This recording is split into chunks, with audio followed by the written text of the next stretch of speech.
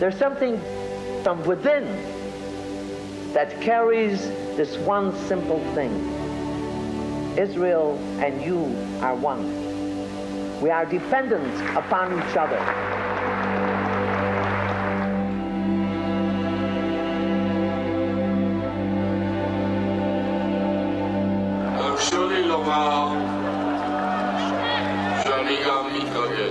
We have the land of Israel under our feet, and we believe in our future and build it for our children and children's children.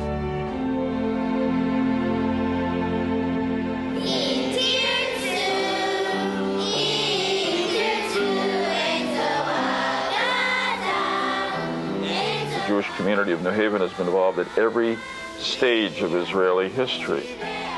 Visiting Israel, you can't help but walk away with a sense of celebration, of taking what was a dream for so many people and actually accomplishing it.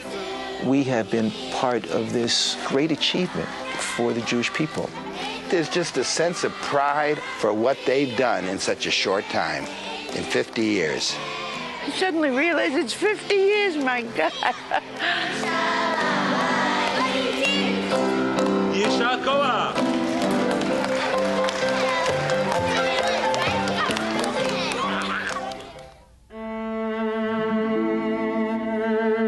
I was not aware of what was happening in Europe until I was 14 or 15 years old and saw the newsreels of the skeletons of people being released from Hitler's death camps.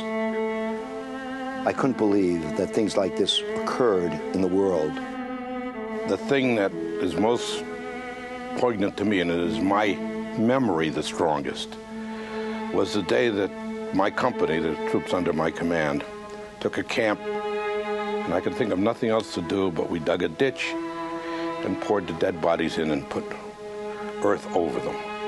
And that horrible memory has lasted through the rest of my lifetime. The Jews were without country, without passport, without anyone for them to back them up. As it was, they were just massacred. And also, there was no place for them to go. Well, the United States had some very severe restrictions. During the Second World War, there were a total of 891 refugees admitted to the United States. That 891 is a scant fraction of a percentage point of the 6 million who perished. And then hundreds of thousands were freed from the concentration camps. They needed a place to go. And Palestine was the logical place. But the British were appeasing the Arabs. And so the Jews had to go into Palestine illegally. When the ships loaded with these remnants of humanity were being brought to Palestine, they were being turned away by British troops and rerouted to the island of Cyprus, where they were once again interned. And I get goosebumps when I think about it today, that these poor devils were turned around from the shores of Palestine and rerouted to another concentration camp being run by the British government, our allies during the war. What justice is this? Our hope in the beginning, before the state, was that there would be a secure country for Jews to live in. I don't think that we ever dreamed, nor even did the forefathers of the State of Israel dream, that it would work out the way it did.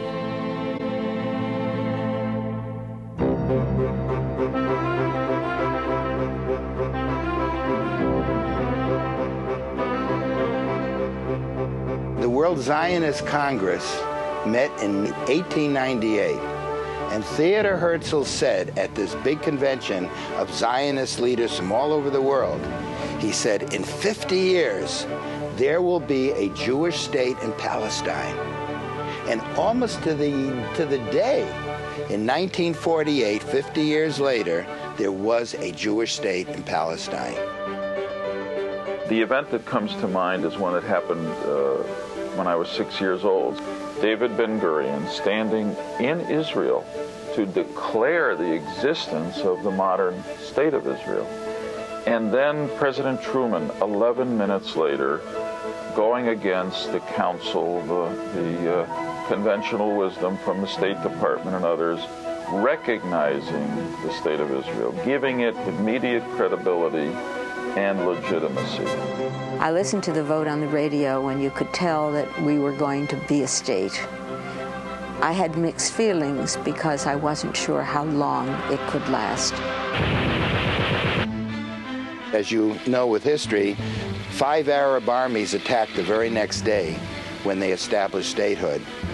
There are great stories of the effort made by some people in the Nehaven community to smuggle machinery into some of those Israelis who were fighting for independence, machinery and weapons. I know that there were people, I can think of in Arthur Spiegel, for example, may he rest in peace, who actually fought in the War of Independence. He volunteered for the army. Now, there was a special group of volunteers in Israel who came from outside of Israel. They were called Machal. And when I looked at his papers, I saw that he had lied about his date of birth, saying that he was 18. Actually, he was 17, and really just a kid. And he was in Israel for 4 years in the army, until his mother came and took him home because he weighed 94 pounds. I was 17 at that time and young. I was imbued with the idealism of the period. I knew that the goal was establishing a Jewish state, but the risk was, of course, losing one's life and going on a journey which at that time was very undefined. And here there were less than 1 million Jews against over 40 million Arabs, hostile enemies. And somehow the Jews survived.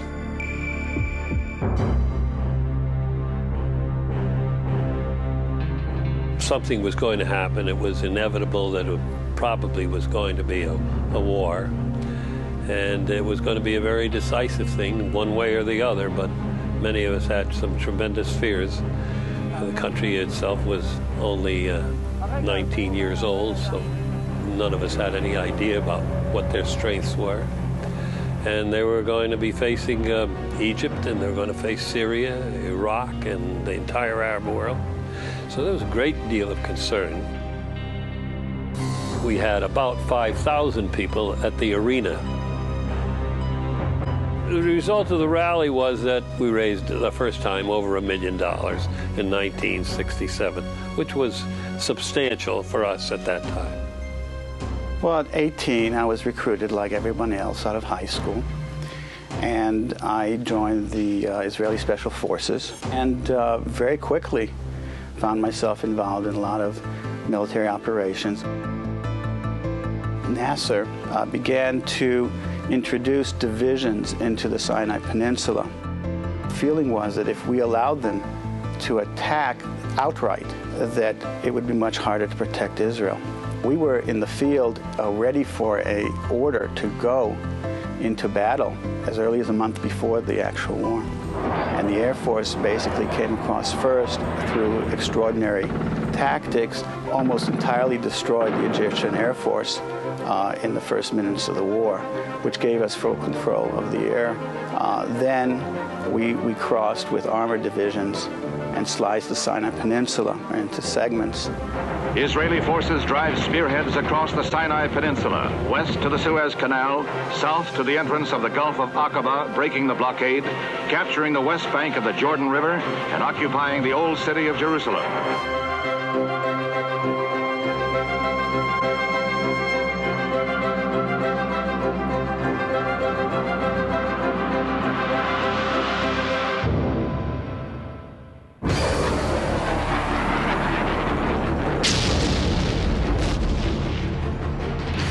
Everyone in America woke up one morning to the news that a major war had broken out in the Middle East. Israel was taken completely by surprise. It was the day of Yom Kippur. It later became known as the Yom Kippur War. It was a day of vast holiness. Most of the army reservists were home. The country was at its very weakest on its most religious day. All the surrounding Arab countries attacked Israel. And we in America thought for sure that Israel was doomed. We staged a rally for people of all denominations who came to the arena, and this rally was in support of Israel and was also a fundraiser. Stuart Grodd made a very emotional, I'll never forget it as long as I live, a very emotional speech about the importance of the State of Israel. And it was truly an outpouring. We in the New Haven area in 1973 raised $850,000. Every single penny was delivered within 14 days from the time the war started. And they turned around the tide of battle, and within the next 3 or 4 days, they had all of the Arab countries on the run, and they regained all of their positions. 73 showed us that things do happen. Therefore, we just have to be ever more prepared. There's no such thing as losing this war. You'd lose Israel, you lose everything. What I took away from these experiences was a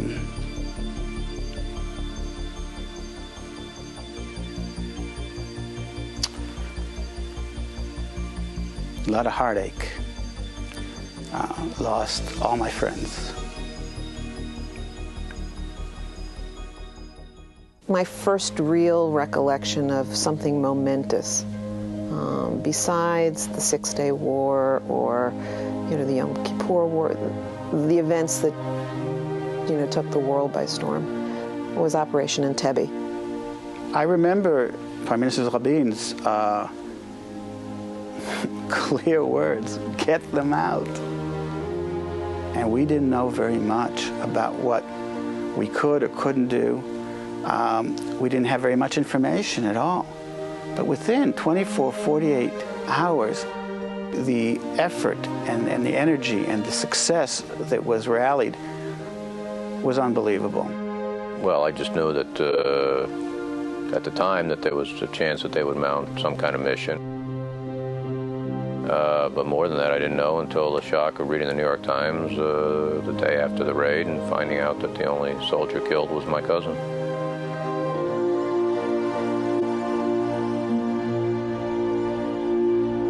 Israel made things right. It was right to get them out, and safely. And I think that inspiration is one that is worth keeping. And the Jewish people need that.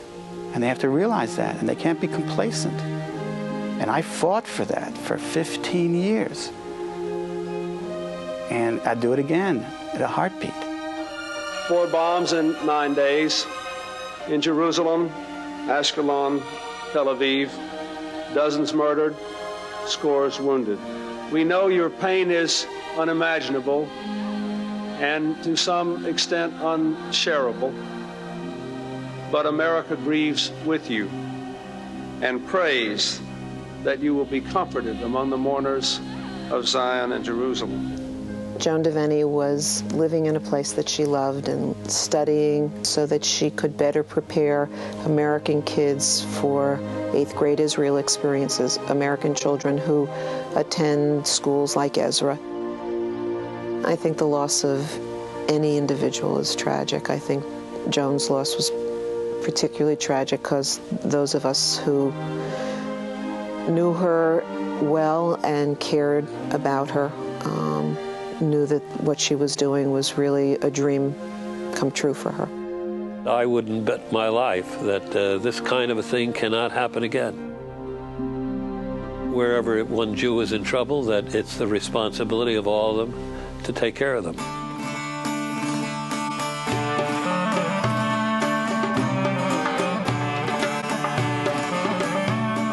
New Haven has been very active in terms of the rescue of Jewish populations in danger around the world. My husband's uncle, Max Lapidus, was in the Judge Advocate's office during the Nuremberg trials. The government of Israel borrowed him from the United States Army, and he was in charge, which was very secret at the time, he was in charge of Operation Magic Carpet, which brought the Yemenite Jews into Israel. The Yemenites were not the least bit afraid of getting onto an airplane, which they'd never seen before. They were cargo planes, and they sat on the floor, and they wanted to build a fire to cook their food. But they were not worried about being on a plane because they'd been told they'd be saved on the wings of an eagle. Here under the communists, these people could not practice their religion. These people were persecuted. So there was almost a campaign on to try to pressure the Russian government to release the Jews. Well, it was a year before they allowed Jews to leave Russia and the Soviet Union that we marched on Washington. We paraded up and down. We decided that we were going to find a way to get into the embassy. And somehow or other, a door opened, and we walked in there. And they of course stopped us, but we saw the ambassador walking up the stairs, so we addressed him and told him to, in our own way, let our people go. And then they bounced us out of there. But it was effective for us to do it, and we got our message there. When it came to the time when we had the opportunity to get large numbers of Jews out of the former Soviet Union, this community raised an enormous amount of money to make it happen. If you could have been there in Russia, in Moscow, and seen the people standing in line trying to get their visas to get out, and they stood in line for days on end, and they gave up so much while they were waiting to get out. You know how important it was. The Ethiopian government wouldn't let any Jews out. In fact, wouldn't let anybody out much. It wasn't only Jews. But it was such a terrible government, I think they didn't want people to talk about it. That also was the time, of course, that the Civil War was going on there, so that their lives were in danger all the time. The Marxist government of Ethiopia was at that time being gradually overcome by the rebel forces, and as its control was shrinking, the government of Israel had been looking for a window of opportunity, however small, to bring people out of Ethiopia. I was one of 3 people who received a call asking if we could raise $35 million it was ransom money. And could we raise $35 million within a week to save these 14,100 Jews? And of course, before the sentence was finished, I said yes. And in what was the space of a few hours, they brought in planes El Al, and they painted over the markings and took out all the seats and all the furnishings on the aircraft and just crammed the aircraft with wall-to-wall people and made round-trip flights back and forth from Israel to Ethiopia. And when Israel was able to pull off a miraculous rescue, there were people from this community that were at the airport greeting the new Israelis as they came off the airplane. And then this community really stood up to raise the money to pay for that rescue. So it's very characteristic of the role and relationship we've had.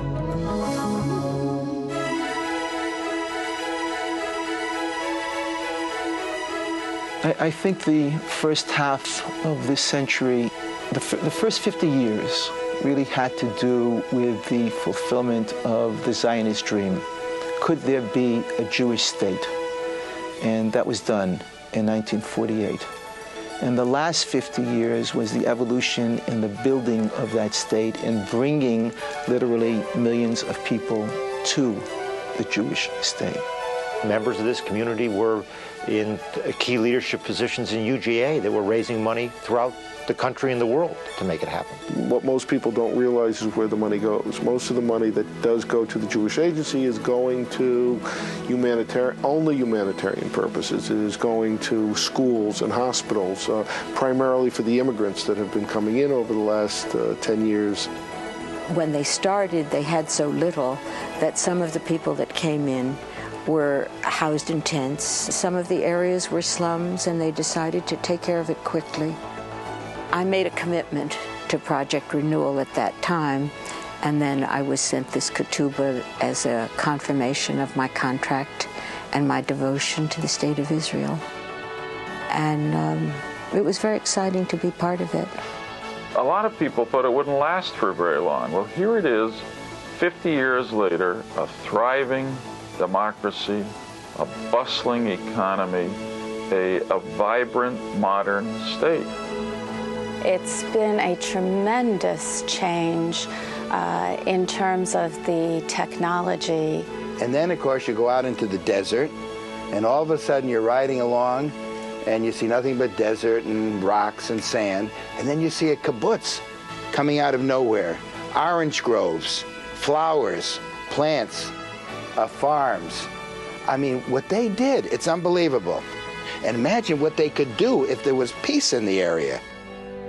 No more war, no more bloodshed. Peace unto you.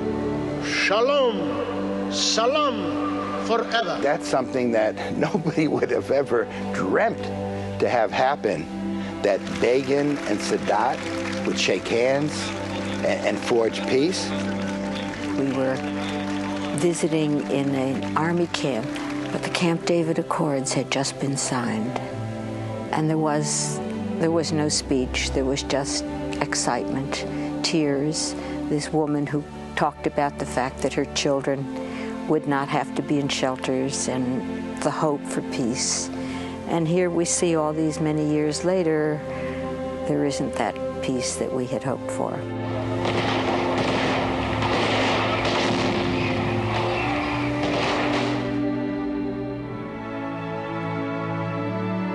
He was a great man, Rabin. Took a lot of guts, what he did to sit down with Arafat, to bring about some peaceful gestures between the two of them, even the scene of shaking hands on the lawn of the White House.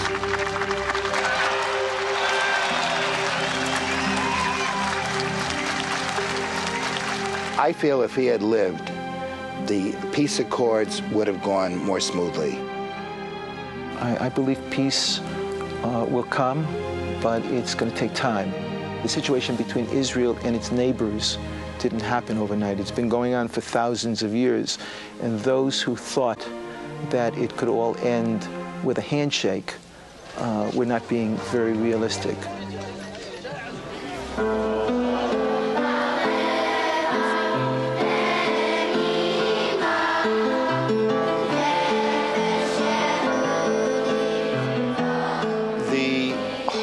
For the future is precisely that. You know, Israel's national anthem, Hatikva, means the hope. We've created a reality over the last 50 years that I believe inspires the world. 50 years seems like a long time, but it's really a blip in a very long history of the Jewish people. For us to pass along the message of what Israel is and to let, you know, my children and my children's children understand it, we need to make them active in what Israel will become in the next 50 years. This is the land of our ancestors. This is all our heritage, all our history, and this is where we want to be. And it goes beyond the Jewish community. The general community has felt part of it too. I see it as a place that is central to the faiths of a great part of the world's population. And that to me should be a common denominator to bring about peace. What this area means to all of us. So thank God on the 50th, and thank all the people who, Jews and non-Jews, who have worked together to make this miracle happen. It was always part of a dream to be able to go to Israel and to put a note in the Western Wall. And the note says, Shalom Be'kol Ha'olam, and that means, I wish for world peace.